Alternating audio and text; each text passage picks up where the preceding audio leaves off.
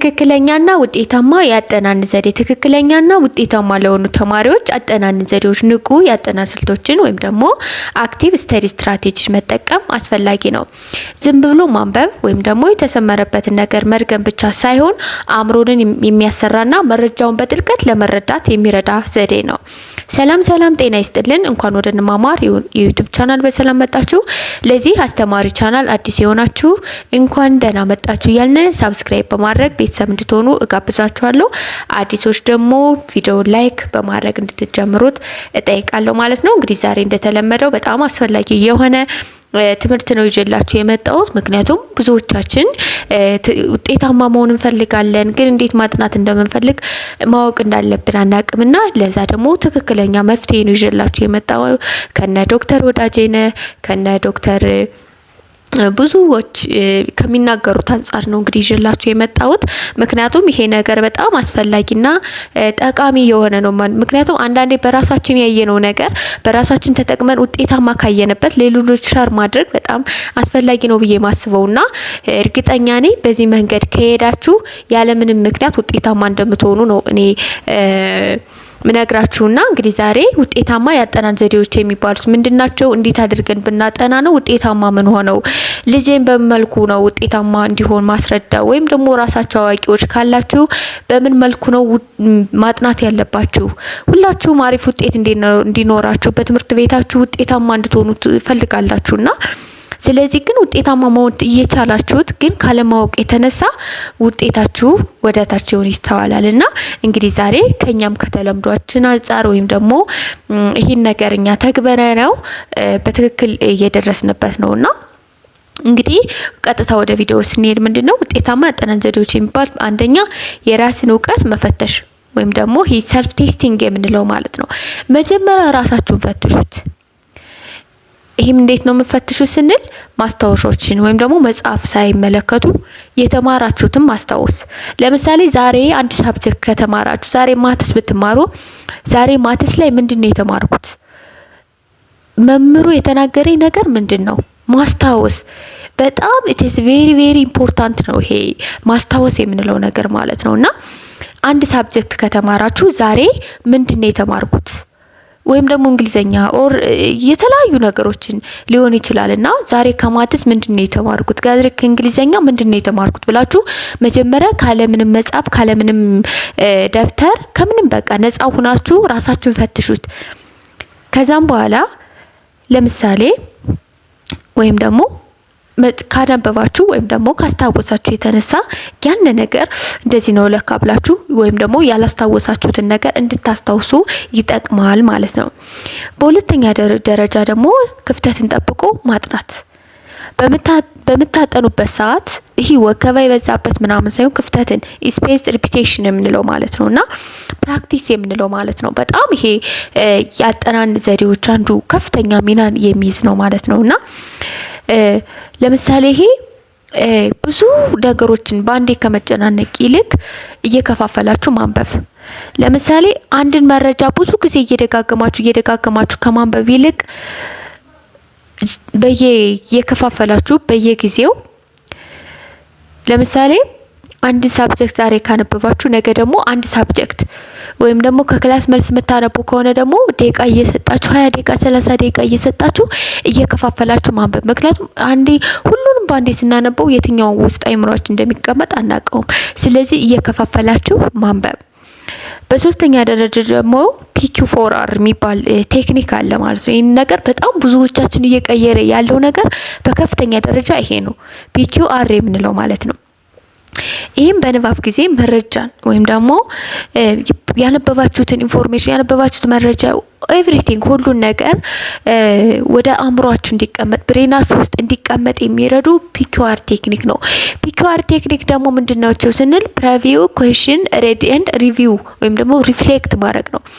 ያነበባችሁት ነገር ይኖራል። ያንን ነገር ራሳችሁን ያለምንም መጻፍ ተከሩት ካነበባችሁ በኋላ መጻፋችሁ ወይም ደብተራችሁ ብቻ የምታነቡትን ነገር ታስቀምጡና ሰው አይኖር ቢኖር ባይኖርም ብላችሁ ሰው እንዳላችሁ አድርጋችሁ ያንን ያነበባችሁት ሪፍሌክት ታደርጉታላችሁ፣ ትገልጹታላችሁ። በወሬ እያወራችሁ ድምጻችሁ ጮክ አድርጋችሁ እያወራችሁ ትገልጹታላችሁ። ከዛ የገለጻችሁትን ነገር ደግሞ ጥያቄ ቢሆንስ ብላችሁ ወደ ኮሽን ትመልሱታላችሁ። ያን ኮሽነሪ ደግሞ ትመልሱታላችሁ ማለት ይሄ በጣም ይሄ ቴክኒክ መጠቀም አለባችሁ ማለት ነው። ሌላው ደግሞ ያጠናን ቦታ ጊዜ ማስተካከል ማለት ነው። ትኩረት የማድረግ ጊዜ መወሰን ማለት ነው። ይሄ ፖሞድሮ ቴክኒክ የሚባለውን ማለት ነው። ይሄ ደግሞ ፖሞድሮ ቴክኒክ የምንለው ማለት ነው። ይሄም ቴክኒክ ደግሞ በየ5 ደቂቃው ልዩነት መረዳት። ለምሳሌ አንድ ሳብጀክት አሁን በ25 ደቂቃ ደግሞ ሌላ 5 ደቂቃ ደግሞ እረፍት መውሰድ። ይሄ በጣም ትልቅ ኢምፖርታንት ነው። ይሄ ነገር ለእረፍት መውሰድ በየ25 ደቂቃው ኦር በ40 ደቂቃው እየከፋፈላችሁ ማንበብ ይሄ በጣም ጠቀሜታ ነው ማለት ነው።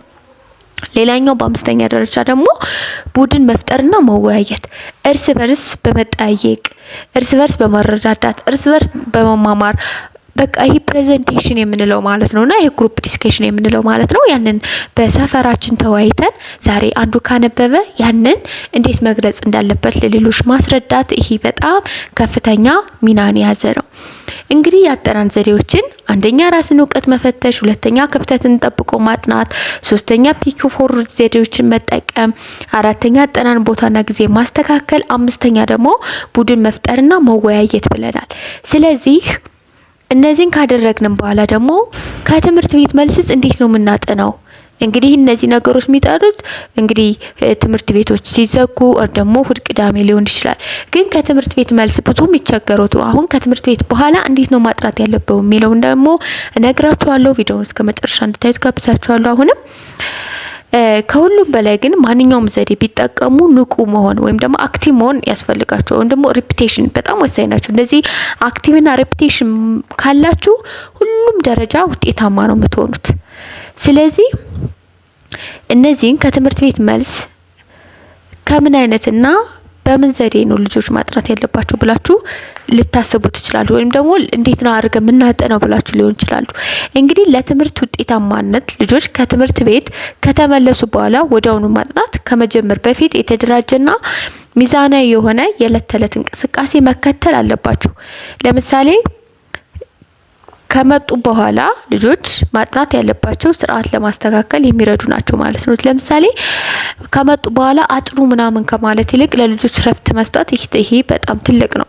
ስለዚህ ምን ማድረግ አለብን ስንል እንግዲህ ከነዚህም በኋላ 5 ያስቀመጥኩላችሁ አሉ ማለት ነው። እንግዲህ አንድ ባንድ እነሱ እናያቸዋለን ማለት ነው። አንደኛ ከትምህርት ቤት በኋላ ማድረግ ያለባችሁ ምንድነው? እረፍት ማድረግ ዳውን ታይም ማለት ነው። ይሄ እረፍት ማድረግ ከትምህርት ቤት ከመለሳችሁ በኋላ ቀጥታ ወደ ጥናት ሳትገቡ በመጀመሪያ እረፍት ማድረግ።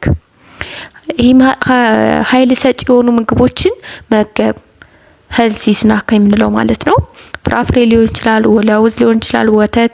እነዚህም ይሄ በተለይ ለውዝ፣ ወተት እነዚህም የአንጎልን ሰውነትን ለጥናት የሚዘጋጁ ናቸው። ለምሳሌ እነዚህ ለውዝ በበለሽ ከትምህርት ቤት እንደመጣችሁ እረፍት ካደረጋችሁ በኋላ ለውዝ ከበላችሁ በኋላ ከፍተኛ የሆነ ጥንካሬ ነው የሚሰጣችሁ ለአንጎላችሁ፣ ለብሬናችሁ ከፍተኛ የሆነ ጉልበት ስለሚሰጣችሁ ለጥናት ከፍተኛ የሆነ ጥቅም አለው ማለት ነው። ሁለተኛ ደግሞ የጥናትን ቦታ ማዘጋጀት። ይሄ ማለት ተስማሚ ቦታ፣ ጸጥ ያለ ብርሃን ያለው ማዘጋጀት። ለምሳሌ ጸጥ ያለ ቦታ፣ ጨለማ የሆነ ሳይሆን ደግሞ ብርሃን በተሞላበት አካባቢ ማንበብ። ሌላው ደግሞ ከማንበባችን በፊት ደግሞ ቁሳቁሶችን ማዘጋጀት። እነዚህ ደብተሮችን፣ መጽሐፎችን የምናነበውን ነገር ማዘጋጀት። ምክንያቱም ቁጭ ካልነ በኋላ ሌላ ነገር እያስታወስነ ቁጭ ብድግ ስንል አንደኛ ታይማችን ይሄዳል፣ ሁለተኛም ተዘጋጅቶ የነበረው ብሬናችን ወደ ሌላ ነገር ይሄዳል እና ከማጥናታችን በፊት ይህን ነገር ማዘጋጀት አለብን ማለት ነው። ሶስተኛው ደግሞ እቅድ ማውጣት። ይህም የዕለቱን ተግባር መዘርዘር፣ ቅድሚያ መስጠት፣ ጊዜ መወሰን። ለምሳሌ ዛሬ ማጥናት ያለባችሁ ነገር አለ። ለዛ ነገር ፕላን አወጣችኋል። ስለዚህ ዛሬ ይሄን ነገር እስከዚህ ደቂቃ ግዴታ መጨረስ አለብኝ። ይሄን ከጨረስኩ በኋላ ደግሞ 10 ደቂቃ ደግሞ ለራሴ ጥያቄ መት ያን ቅድም ፒኪዋር4 ያልኳችሁ ማለት ነው ያንን ነገሮች መድገም አለባችሁ። ካነበባችሁ በኋላ ሪቪው ታደርጋላችሁ፣ ኩዌሽን ታደርጋላችሁ ለራሳችሁ ማለት ነው። ሪፍሌክት ታደርጋላችሁ። ስለዚህ ለዚህ ፕላን ማውጣት ማለት ነው። ሌላው ንቁ ያጠናን ዘዴዎችን መጠቀም እነዚህም ዩዝ አክቲቭ ስተዲ ሜተድ የምንለው ማለት ነውና እነዚህ ደግሞ ከፍተኛ የሆነ ያጠናን ዘዴዎችን የሚጠቅሙ ናቸው ማለት ነው። ይህም ደግሞ በጣም በየ5 ደቂቃ ማለት ክፍተት እየሰጡ ማንበብ ስንል በየ5 ደቂቃ በየ10 ደቂቃ እረፍት እየወሰዳችሁ የተማራችሁትን መከለስ፣ ጥያቄዎችን ለራሳችሁ መጠየቅ ይህ በጣም ፖሞዶሮ ቴክኒክ የምንለው ማለት ነው። ይህም በጣም ከፍተኛ ሚናን የሚይዝ ነው ማለት ነው። በአምስተኛ ደረጃ ደግሞ ሚዛንን መጠበቅ ሜንቴን ባላንስ የምንለው ማለት ነው። እረፍት ማድረግ፣ ቤተሰብ ጋር ማሳለፍ ከፍተኛ ሚናን ይይዛል ማለት ነው።